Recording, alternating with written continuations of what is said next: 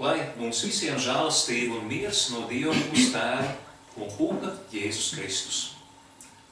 Uzklausīsim Dieva vārdus no apustuļa Pāvila 1. vēstules korintiešiem 3. nodaļas. Ikreiz, kad kāds saka, es piederu Pāvilam, bet cits es Apolam, vai tad nesat tikai kā cilvēki? Kas ir Apols un kas ir Pāvils? Tikai kalpotāji, kas jūs veduši pie ticības. Katrs tā, kā kungs viņam uzticējis. Es iestādīju, Apols aplaistīju, bet Dievs audzēja. Tā, ka nec stādītājs vai laistītājs ir kas, bet gan Dievs, kas audzē. Bet stādītājs un laistītājs abi dara vienu darbu. Bet algu katrs saņems pēc savām pūlēm, jo mēs esam Dieva darba biedri. Jūs esat Dieva aramais tīrums, Dieva celtne. Es pēc man dotās Dieva žēlastības. Es kā gudrs namdaris esmu ielicis pamatus, bet cits uz tiem būvē. Un katrs pats, lai raugās, kā viņš būvē. Citu pamatu neviens nevar likt kā to, kas jau likts, un tas ir Jēzus Kristus. Ja kāds ceļ šī pamata no zelta, sudraba, dārgakmeņiem, vai arī no koka, siena vai salmiem, ikviena darbs kļūs redzams, tā diena to parādīs, jo tas tiks atklāts ugunī, un kāds ikviena darbs būs bijis, to uguns pārbaudīs. Ja kāda darbs, ko tas uzcēlis, paliks, viņš saņems algu. Ja kāda darbs sadegs, viņš cietīs, tomēr tiks izglābts, bet kā caur uguni. Āmen. Lūksim Dievu. Mīļotais debes Tēvs, es Tev lūdzamies, māci mums arī šodien, kā Dieva draudze tiek būvēta un veidota, kas ir pamats un kā ir jābūvē. Lūdzamies Tavu gara palīdzību. Jēzus vārdā. Āmen. Apostols Pāvils runā par to, ka cilvēki mēdz uzvesties draudzē tā, kā tas kungs to nav gribējis, un mēdz viņi dalīties. Viņi sašķeļās. Šķeļās pēc dažādām pazīmēm. Ir vieni cilvēki, kuri iet uz baznīcu, tāpēc, ka tur ir kāds īstais un pareizais mācītājs. Citi iet savukārt uz draudzi, tāpēc, ka viņu kāds pareizais mācītājs ir dibinājis, un tā ir tāda īpaša baznīca. Cits savukārt sadalās pēc citām pazīmēm un vienmēr atrod kādu veidu, kā dalīties. Vēlāk arī to vēl pateikšu. Bet apostols Pāvils norāda, ka iemesls tam, ka cilvēki sadalās mazos pulciņos un lielākos pulciņos, kas ir nevis draudzīgi un mīļi un izpalīdzīgi, bet kas bieži vien nostājas viens pret otru, ir cilvēku miesas tieksmes. Cilvēku miesas tieksmes. Cilvēku miesas pieredze. Skaidrošu, no kurienes tas viss nāk. Bībeles to sauc par miesīgumu, miesīgums. Miesīgums nozīmē, ka cilvēks rīkojas nevis saskaņā ar garīgām atklāsmēm par Dievu, bet rīkojas ar cilvēku ikdienas pieredzi, ar cilvēku ikdienas kultūru, ar sabiedrības iekārtu. Nevienmēr garīgums un miesīgums ir acīm redzami pretstatā viens otram. Piemēram, mūsu sabiedrībā nogalināt cilvēku ir slikti. To zina lielākā daļa arī neticīgo cilvēku. To zina arī elku kalpi. Redziet, un lai arī viņiem tās ir dabīgās, miesīgās zināšanas, tomēr arī garīgi, ja mēs skatāmies, Dievs bauslī ir teicis savā vārdā, tev nebūs nokaut. Redziet, tātad nevienmēr miesīgums atšķirās no garīguma. Tāpēc, ka Dievs nav vēlējies, lai arī miesīgā pasaule būtu sliktāka par dzīvnieku pasauli. Arī mīsīgiem cilvēkiem ir jābūt savai kārtībai. Un ja netiek izmantotas pamatprasības cilvēku sabiedrībai, nenokauj, nezodz, nelaupi, nemelo un tam līdzīgi, tad katras sabiedrības sabruks tūlīt patur uz vietas. Sabiedrībā ir tomēr jābūt uzticībai kaut kādai, vienam uz otru, lai viņi varētu dzīvot vienā pilsētā, lai kaimiņi varētu dzīvot blakus, lai nevajadzētu milzu žogus būvēt, aizsardzības torņus katram savā namā. Mums, ziniet, ir tāds teiciens, mans nams, mana pils. Tas nāk no viduslaikiem, kad tuvākais bija tuvākam ienaidnieks. Sabiedrībā tā nav jādzīvo mans nams, mana pils. Bet jādzīvo ir tā, ka tuvākais ir mans brālis. Tāpēc sabiedrība var arī pastāvēt.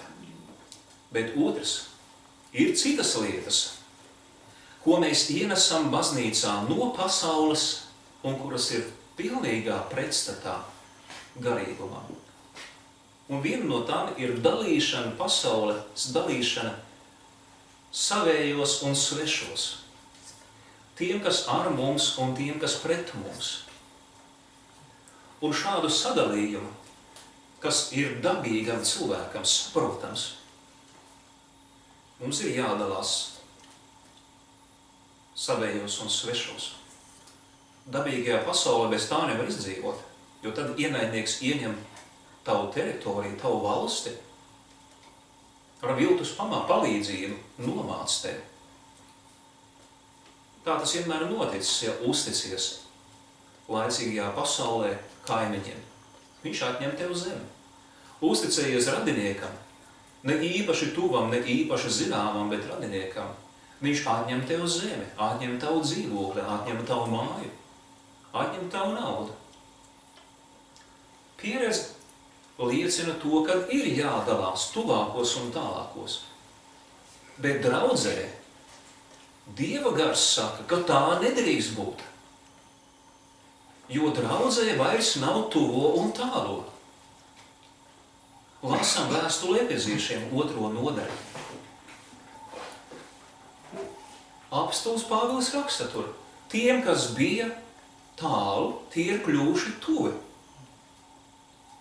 Tātad tie, kas bija viens no otra attāli, jūdi tuvāk Dievam un pagāni pavisam tālu, Kristu Jēzu viņi kļuva tuvi. Jo naida sienu starp viņiem, barjeru, nojauca Jēzus Kristus. Kā viņš to varēja izdarīt? Vienkārši. Gan jūdus, gan pagānus no Dieva šķir grēks. Un grēks izmaina cilvēka apziņu. Cilvēks vairs neuztver, ka viņš ir no vienām asinīm. Jūdi nelūkojās uz pagāniem un neteica, re, kuri ir Ādama un Noās bērni. Nu, taču Noās ir mūsu pirmtēvs, un viņam vajadzēja to saprast. Bet viņi sāka ienīst savus sentēva bērnus, savus radiniekus faktiski. Viņi sāka rīkoties pret pagāniem, it kā tie būtu no kosmosa ieradušies, no citām planētām. Pagāni pret jūdiem arī līdzīgi izturējās. Arī viņu leģendas stāsta pagāniem, kā Dievi radījuši cilvēkus no vienas zemes un ka visi radušies no viena, no pirmajiem cilvēkiem. Kāpēc arī viņu naids pret jūdiem bija tik liels? Tāpēc, ka cilvēku miesīgums grēciniekus dala un saskalda mazākās daļās. Viņi neapvienojās nekad neviena laba mērķa dēļ, bet katra sīkuma dēļ ir gatavi sašķelties. Dieva draudzē, kad tas ienāk, tad izskatās tieši tā. Mācītājs, sludinātājs, apustulis, vienalga kā sauc, bieži vien kļūst par galveno noteicošo. Nu, piemēram, mēs katoļi, mēs luterāņi, mēs baptisti, mēs, piemēram, no Ļeģājeva draudzes, mēs vēl no kādas draudzes. Un pamazām sāk saistīt ar to, kas sludina, sāk runāt par to, kurš ir pareizāks, kā kurš to dara, man labāk pie tā patīk un tam līdzīgi. Arī ļoti interesants ir fakts, ka cilvēki ir pārstājuši turēties pie tās vietas, kur viņi ir saņēmuši dzīvības vārdu, kur viņi saņēmuši ir mūžīgu dzīvību un piedošanu, bet sāk apstaigāt, piemēram, par Rīgu visas draudzes un sāk nobaudīt, pārbaudīt, kurš tad no visiem Rīgas mācītājiem tas vislabākais ir. Tad sākās strīds, kurš tad ir labākais. Un tādā veidā Kristus draudze nav vienota. Kristus draudze ir sadalīta. Nākamais, iekš katras atsevišķas draudzes ir savi novirzieni izveidojās. Rezultāts šo novirzienu izveidošanai ir savstarpēja neusticība. Jo, ja kādi ir palikuši svešāki, tad, piemēram, tiek lietoti vārdi tādi. Ko jūs tur darāt? Kas jūsu pusē tur notiek? Kas jūsu draudzē notiek? Ir interesanti, ka cilvēki, kuri pieder tai pašai draudzē, sāk lietot valodu sacīdami, kas jūsu draudzē tur notiek. Viņš vairs nesaka mūsu draudzē. Viņš jau ir sevi savā sirdī nošķēlis no šīs draudzes nost. Tikai jautājums, kur tad viņš īsti pieder? Lūk, šādā veidā cilvēks sadalās vēl mazāk. Kādas vēl ir šīs pazīmes? Bez neusticēšanās, bez aprunāšanas, strīdi, dusmas, skaudība, aizvainojumi. Un beigās pārstāja mīlēt to cilvēku, par kuru Kristus ir miris, viņu mīlētājs. Viņš iet pa draudzi, ierauga kristieti kādu brāli vai māsu, un viņš nolēma, šodien es nevaru iet pie vakarēdiena, tāpēc, kad es nevaru ar viņu kopā iet pie vakarēdiena, ar šo cilvēku.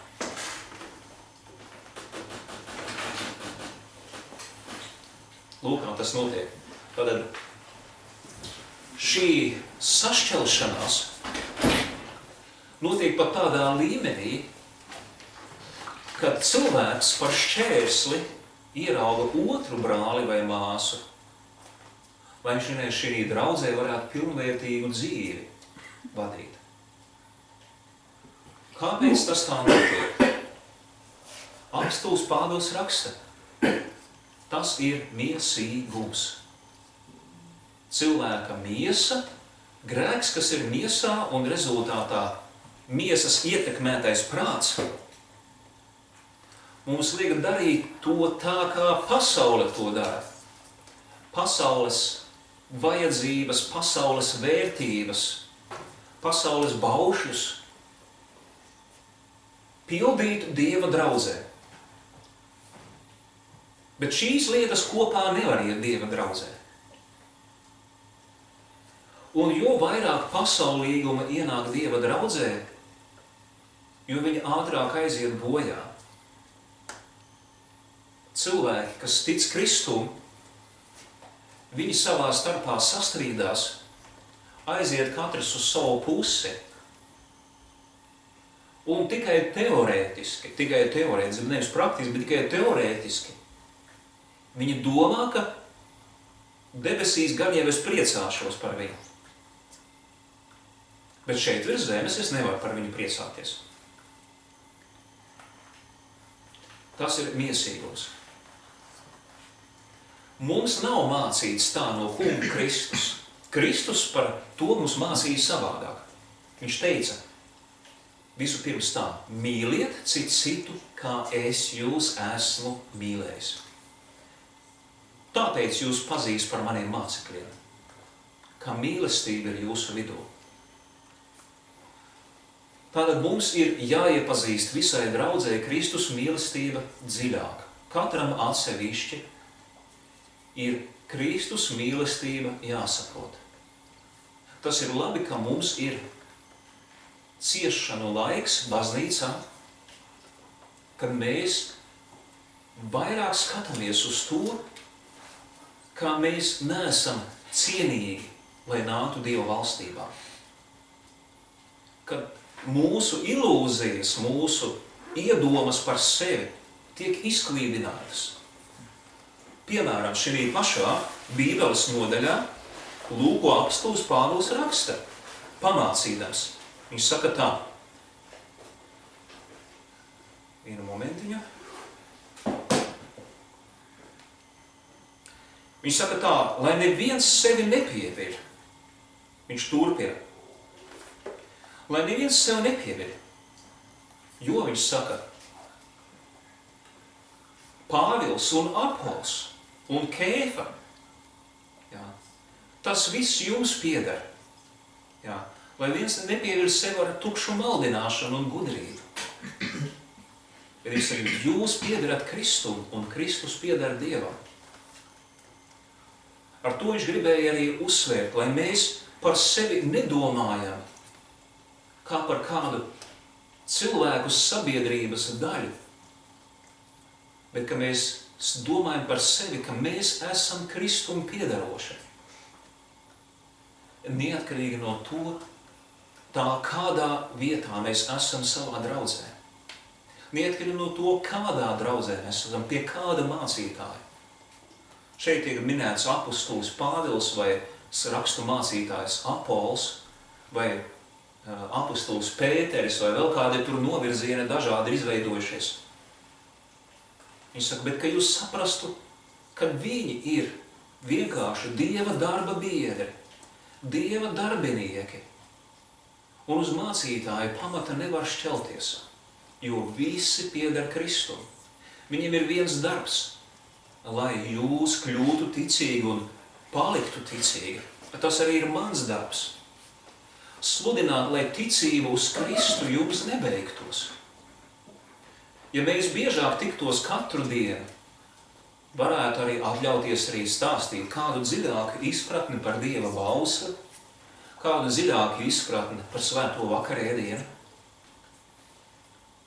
Bet tā kā mēs tiekamies reizi nedēļā, mums ir svarīgi, lai ticība uz Kristu mūs nebeigtos. Pasaule ar viņas kārībām un viltībām, viņi grib mums noņemt šo dāvanu nos no Dieva. Mēs pie šīs dāvanas paliekam tad, ja ticība mums ir Kristu mūsu glābēja. Tad mēs visi piederam Kristu.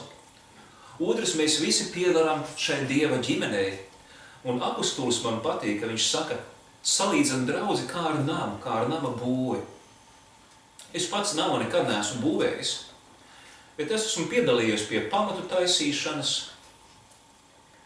Kādā veidā ēkai ieliek pamatus, esmu redzējis, kā tur roku bedri, cik dziļi viņi jāizvilk saskaņā ar projektu ir, un tad tur jāliek iekšā ar sastatnes koka, un tad šīs koka vai dzels sastatnēs liek iekšā betonu un veido stiprus pamatus. Un ja pamati ir izveidoti pareizā dziļumā, uz pareizās vietas, tur vēl arī, ziniet, ir svarīgi, kas tur apakšā ir klints, vai smiltis, vai māls, vai kaļķakmens. Tur dažādas apakšas, un no tā arī atkarīgs ir, kādi būs pamatu tā akmeņa, vai betons, vai tas biezums, platums, vai dziļums pat tā skaitā ir atkarīgs no tā. Un apostols Pāvils līdzībā viņš raksta, Dieva draudze ir kā ēka. Viņai ir savs pamats. Un tikai tad Dieva draudze rodās. Kas tad ir šis pamats? Nekāds mums lielais noslēpums nav. Šis pamats ir Jēzus Kristus. Viņš saka, citu pamatu neviens nevar likt kā to, kas jau ir likts. Un tas ir Jēzus Kristus. Mēs šeit esam draudzi tikai tāpēc, ka kāds jau evaņģēlists jums lika pamatu. sludināja Kristu, un jūs viņa vārdā sapulcējāties. Tas arī paliek draudzes pamats. Jo cilvēki dažreiz domā, ka pamats ir tas, kas ir viss jaunais. Un tos, kas turās pie vecā, sauc par konservatīviem cilvēkiem. Un viņi saka, nevar jau visu laiku pie vecā. Es viņiem varu piekrist tikai vienā ziņā, ka mainās cilvēku valoda, mainās cilvēku sapratne. Un draudzei ir jāpieskaņojās šai sapratnē, lai varētu uzrunāt cilvēkus. Bet mēs nevaram izraut ārā no pamatas, no mūsu kājām, pamatas no mūsu baznīcas. Iedomājieties tagad šo baznīcu. Piebrauc mašīnas klāt, izurb caurumus un norb mums visus pamatus. Lai baznīca būs beigta, viņu sabruks. Pat visus pamatus nevajadzēs. Viņi sabruks, ja tikai vienu daļu pamatu iznīcinās.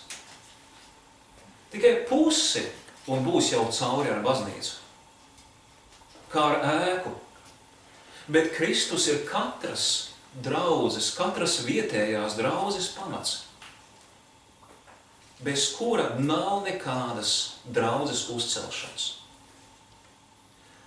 Un viena no mūsdienu pazīmēm ir baznīcas maldi, kas ienāk iekšā baznīcā, ir, ka draudze var pastāvēt bez Kristus. Tā tas ir. Ar vienu es vairāk pārliecinos, ka tā tas ir. Ka baznīcā ir nevis vajadzīgs Kristus un Dieva piedošana un debesu valstība, bet ka draudzē ir vajadzīgs, lai cilvēki justos ērti, labi, lai viņi vienmēr gribētu tur atgriezties, un lai viņi būtu gatavi ziedot daudz naudas, lai tā visa lieta varētu augt augumā.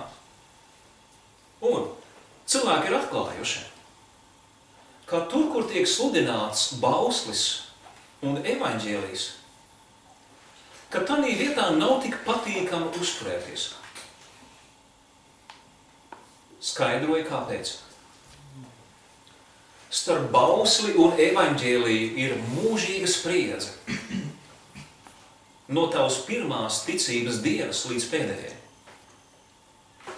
Paskaidroju, kāpēc. Bauslis ir svētā Dieva prasība pret mums. Dievs saka, tev būs darīt to, un tev nebūs darīt to un to. Un mēs pamanām, ka mums nav viegli pretoties grēkam. Viss tikai ir atkarīgs, kādos apstākļos mūs ieliek. Ja mēs atrodamies labos apstākļos, kur mazāk iespēja grēkot, mēs grēkojam mazāk. Ieliek mūs sarežģītākos apstākļos, mēs viegli padodamies. Evaņģēlijs savukārt ir vēsts, kas mums doda piedošanu. Piedošanu par velti, piedošanu bez darbiem, piedošanu bez tā, ka mēs esam labojušies. Dievs mums dod piedošanu, pirms mēs vēl esam labojušies savā dzīvē. Un redziet, kur tā lieta. Šī spriedze starp bausli un evaņģēliju ir milzīga, jo tu vairāk pazīsti Dievu, jo saspringtība attiecībā uz to, ka tu nepildi bausli vai pārkāp bausli. Un Kristus mīlestība pret tevīm, viņa kļūst arvien lielāka un nepanesamāka. Sanāk, ka katru dienu mums ir jādzīvo grēku nožēlā, numur 1, un otrs ticībā uz Kristus evaņģēliju, uz piedošanu un uz Dieva mīlestību. Un uzdod jums jautājumu. Sēdēt pie psihologa mīkstā krēslā, klausīties uzmodrinošas runas, kas saka, ar tevi nemaz nav tik slikti, tev nav par to jāstraucās, ar tevi ir viss kārtībā, tev tikai bišķiņi labāk par sevi jādomā, Tev jāizpilda kaut kāda darbība dzīvē, un tev kļūs labāk. Nu, piemēram, ko psihologs saka, nu, sāc, tev ir naudas daudz, sāc dalīties ar cilvēkiem. Tev kļūs labāk. Faktiski tas ir psihologa padoms. Dieva padoms, ziniet, kāds būtu? Dod ik katram, kas lūdz no tevis aizņemties, un negaidi atmaksu. Saprotiet, kad Dievs saka, viņš nesaka, tu dosi citiem cilvēkiem, un tev labāk ap sirdi paliks. Dievs nekad nedod nevienu tādu apsolījumu. Dievs saka otrādi, dod un negaidi, ka tev kāds atmaksās. Ko? Pat ne ar pateicības vārdiem. Ne nauda apakša, neter dabūt. Psihologs vienmēr mūs mudina sacīdams, ka būs kompensācija, būs atalgojums, būs labsajūta. Tad ir jautājums, uz kādu baznīcu cilvēki labprātāk iet? Uz to baznīcu, kur viņi neizjūt šo spriedzi. Bet uz to, kur viņiem visu laiku tiek teikts, ir miers, ir labi, tu esi brīnišķīgs, tu esi labs, tikai maz drusku saņemies, tikai maz drusku labojies. Jā, uz to baznīcu ir viegli iet. Bet tur, kur tev saka bauslis, nav patīkami iet, jo tas prasa lielu ticību evaņģēlijam.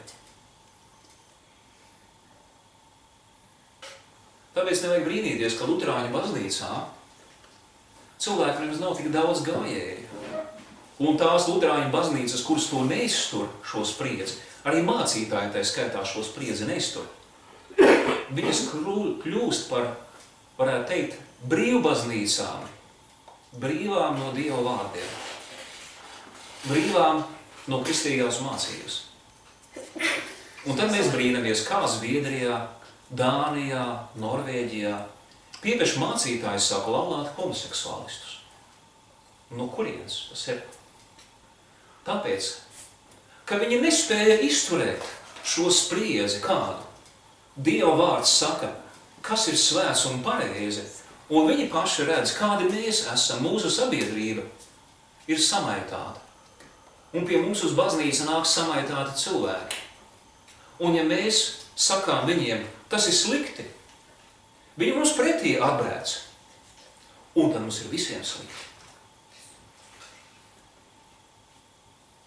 Jūs saprotiet? Un tad baznīca nav vairs ērtā vieta.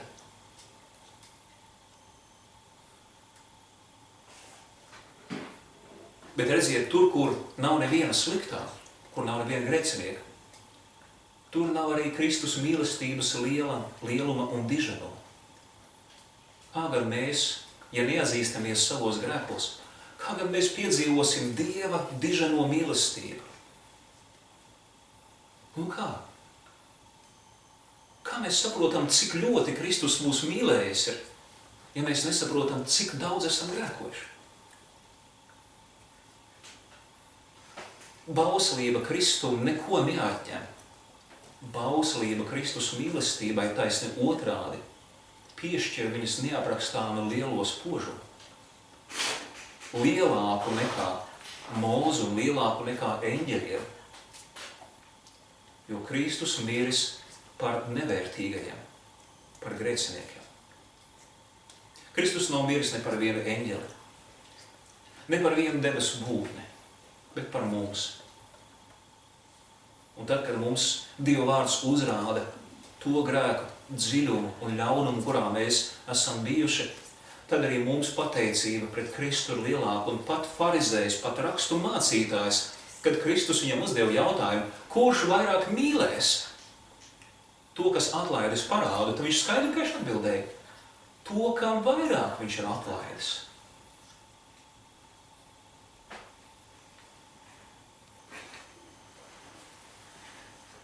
Kristus tāpēc paliek baznīcas sludināšanas centrā, un arī tur, kur arī notiek mūsu darbu un mūsu domu iztiesāšana.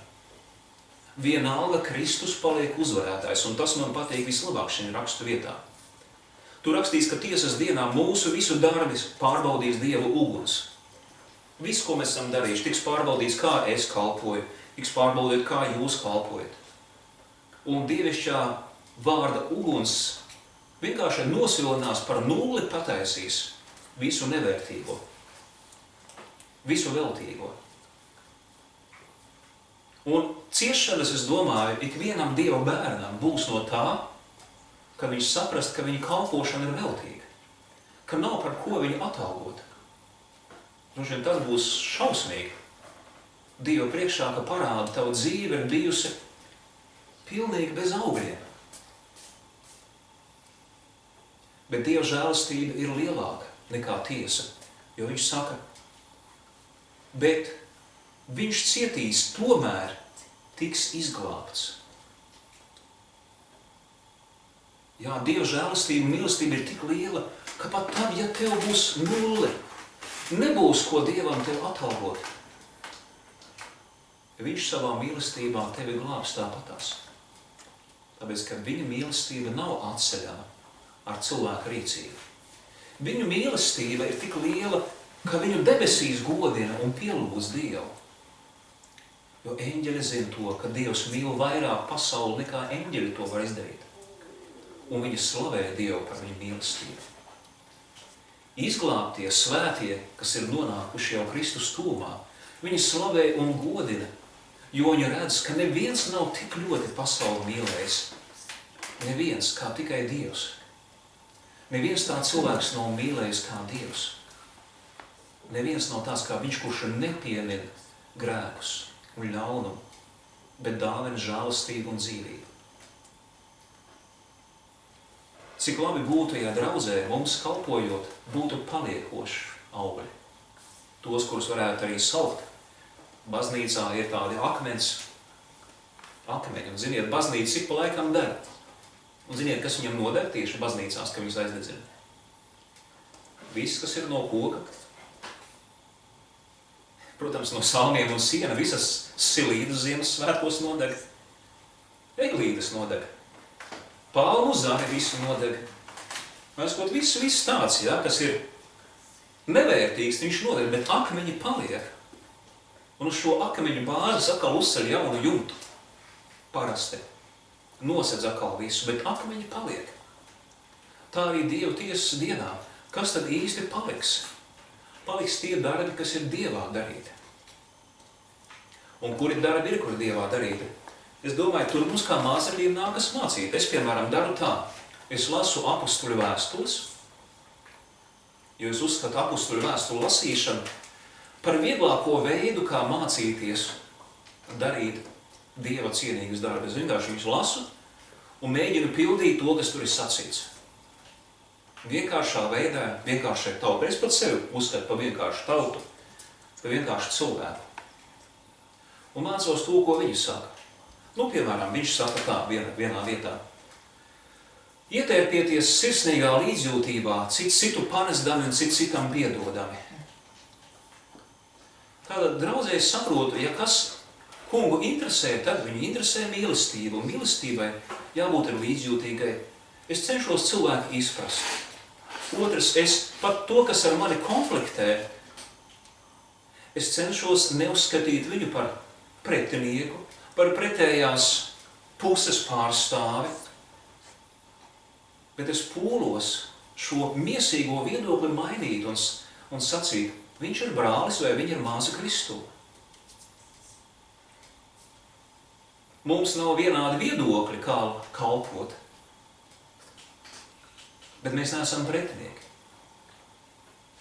Mēs esam vienas komandas locekļi, Dieva līdzstrādnieki, bet nevis divās dažādās komandās. Un to jāsāk praktizēt tieši mūsu mazajā kopībā, mazajā draudzē. Saprast, ka mēs esam vienas Dievas ģimenes locekļi, kurus Kristus pats ir atpircis Dievam ar savām asinīm, savu krusta nāvi un devis dzīvību ar savu augšām celšanos. Lūk, tādā veidā mēģināsim šo miesīgumu skaust no savas dzīves ārā, mācoties no Dieva un darot darbus, kurus Dievs mūs pamudina darīt. Šiem darbiem noteikti ir vērtība, viņi paliks kā akmeņi, kā dārgakmeņi, kā zelts, kuru uguns nevar iznīcināt, bet var tikai darīt par tīrāku. Lai tiešām Dievs mums dod šo žēlastību un dod mums mīlestību un izpratni un ieraudzītu mūs kā vienas ģimenes locekļus. Āmen.